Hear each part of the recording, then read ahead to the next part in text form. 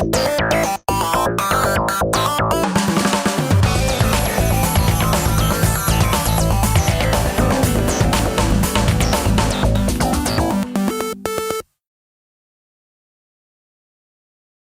guys, my name is Carlos from Comic Mania. Of course, I have a comic book radio show. One of the questions that, one of the first things I need to say is, Bryan, it's great to have you back. Thank you. All the fans in the world missed you. We really did. That X-Men 3, let me tell you. But one of the things that I get asked on my show, it's one of the silly, stupid rumors that are always floating out on the internet. And one of them is that you're going to play with the continuity of the series and erase completely X-Men 3, which I think is ridiculous. But is there any truth to any of those kind of things about changing the continuity of the movie universe of the X-Men? Of the universes established in the movies? Yes. Yes, there's some of that. Okay. Whenever you're going back in time, and this is every bit as much a time travel movie as it is an X-Men movie, there is those risks. And yet there are certain, so some of that's going to happen, and yet there are some things that, if you believe in certain physics and multiverses and things like that, and then you also have a respect for the continuity as we have it. But mine is I'm less so entrapped in those previous films. Again, I'm not the audience, I'm just the filmmaker. But I do believe in certain continuity that will maintain, but some things will change. It's the nature of time travel. You go back and mess about, things happen. So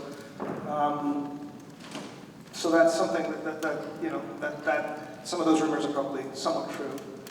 I hope you bring Cyclops back because he's my favorite character. Okay. Thank you very much. Arlen, do you want to do the next question?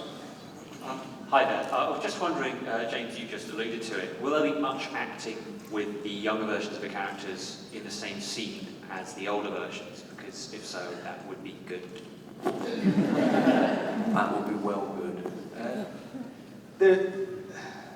Will there be interaction? Primarily, since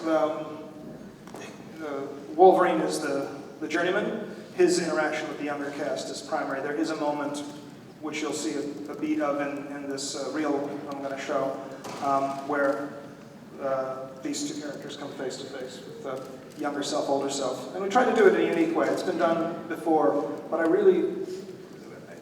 my first opportunity to make a time travel movie, really wanted to do my very best to create a set of rules, respect them, and stay within the continuity of those rules. But there's a bit of interaction like that. Next question. Awesome. Now I know all you guys get along because you talked about how you're friends. Not to put you on the spot or anything, but Hugh, besides Wolverine, who is your favorite character on X-Men? Besides yours. Yeah. Come on, mate. Don't be afraid. No pressure. There's no pressure here. Listen, it's a very difficult thing to storm. It's a very, very difficult thing to say who is my favorite. But it's also a hard storm to kind of separate an actor from a part storm. So my general rule is do as many storm movies with Halle Berry as possible. All right, so we're both married, and listen, going back to the first question, I know that was a facetious question, I presume, but going back to the very first question, I'm in a perhaps unique position on this panel because the very first film I did in America was given to me by this man, and the film was X-Men 1. That was 14 years ago, pretty much got cast.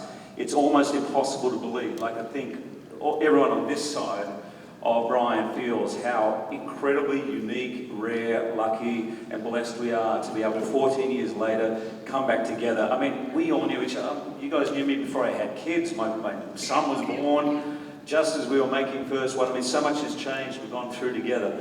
And if you were lucky enough in your life to be in a film with just these actors, you would count yourself about as lucky as can be as an actor. If you look to the right of Bryan, you see an unbelievable... Yeah. He's older. I was like, what's he going to say? And you realise this is what you get paid for, to work with them, right? No. In honest truth, this movie is two great movies in one. I can't believe the embarrassment of riches that I have, that I get to work with all of them here. And so the truth of the matter is, you will never get me to say who my favourite is. Score. It's also nice, just things like when we started, even though they're both theater icons, Patrick and Ian, they didn't really know each other much, and bringing them together on this science fiction comic book movie, now they work together in the theater. They've done incredible shows together. They're doing Waiting for Godot and No Man's Land soon, which is going to be amazing on Broadway, and together. And that theater moment is a function of this comic book film, and that's kind of cool in a theater-loving way, which is, is one of the many effects. That's absolutely true. Yeah. So Michael and James, what about working together in the theatre? Yeah. You You want to do a play? What about playing our matinees for us? You want to do playing stuff? Yeah, we'll do the matinee. That's perfect. Okay, next question. I think I speak for the room when I say this is breathtaking to see you all on the stage here. So can you talk a little bit more about the first reaction you had when you even heard of this project? Did you think this is insane? Did you think this is impossible? Did you think this is about time this happens? Because this is not your regular sequel. This is more than just one sequel. It's an in-between-quel. It really is. An in-between-quel. But it's in the spirit of the comics, isn't it? I mean, the comics go forward and back. They change the history, and you're never quite sure where you are. They change the look of the characters. I mean, the movies are in that the mayhem of the X-Men world, but running through it all, of course, is this very important story, very important message. It's about our lives, even however fantastic the characters are. I heard about this movie and I was immediately filled with such sadness because most of you probably won't recall, but at the end of 3 I was vaporized by Dinklage. and that really hurt, by the way. I hope it never has to happen to any of you. And so my assumption was, well, there's going to be Ian and Halle and Hugh and everybody back, but it won't be me. But something happened, which I'm not allowed to talk about. Am I? Oh, you can, if you want to. No, we just, characters come back to life in comic. I just have to, whenever I do something, I can't just do it flippantly. I have to at least believe I have to believe in the idea, the conceit. So in my own mind, I understand how Xavier is alive from X-Men 3. There's a beat at the end of X-Men 3 after the credits when his consciousness is sort of inside of this woman in a hospital. And then you take that, you mix it with some powerful mutants. I mean, mutants can do a lot of cool stuff, so you can imagine anything's possible. So does that mean that Xavier is back, Bryan? For the moment. That should be the tagline for the film, X-Men. Xavier is back. For the moment. Just your face like a sheep gun. Catch it. But this is science fiction, and a moment can be anything you want it to be. I like digging a deep hole. But in seriousness to that, another thing about this movie that's different from the previous X-Men films is there's a science fiction aspect to it as well. There's technologies, there's the Sentinel program, which is something that's going to be part of the picture. So you've got the time travel and the science fiction elements are things that haven't been explored in X-Men films in the past. So that also made it a challenge and fun and unique.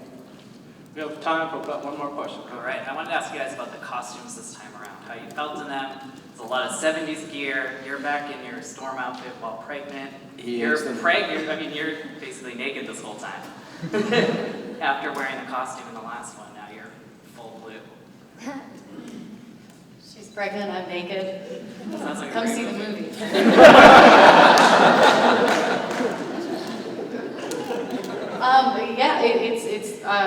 we all really love love, I mean, well, I can't speak for everybody, but I personally love the 70s, the moments that I do get to wear the 70s clothes. I really enjoy them because I like that time and I like wearing clothes when I can. And then the mystique stuff, some of the look is a little bit different, but we're still using, you know, same paint.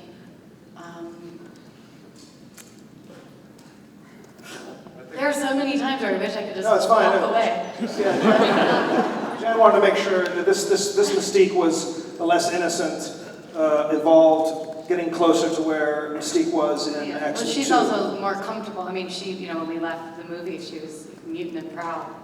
You know, in the first, she was kind of struggling with that problem that a lot of normal human people struggle with being insecure about how they look. So she was very covered up in the first movie, but this time she is mutant and proud. My threads are awesome, to answer that. Lots of flares, chunky shoes, psychedelic shirts. There's a lot of brown jackets going on. But with very violently coloured psychedelia-inspired shirts underneath. Great, love it. There's some very cool, again, just hit me if I'm saying it now, I shouldn't, but in the future, the X-Men suits are really, I'm just pausing in case I'm going too far, are unbelievable. First of all, hell of a lot more comfortable to wear than X-Men 1 and 2, but they look really amazing. And people in the future wear suits who've never worn suits before, that's all I'm going to say. Yeah, Louise is pretty amazing, isn't Yeah, she? she is. She's And it's a very collaborative thing. That's the one thing that I've sort of found on the project as a whole, not just sort of, you know, through sort of, you know, the clothes that we wear, the sort of Magneto sort of outfit, being on set. Do you get to wear the helmet? Oh, yes. And he Because the best thing about playing the older Magneto this time, no helmet. You don't like the helmet? When you have a face like that, you need to... We'll talk about helmets later, shall we? We need you to get the Hall H, but before you go, we can get a group photo.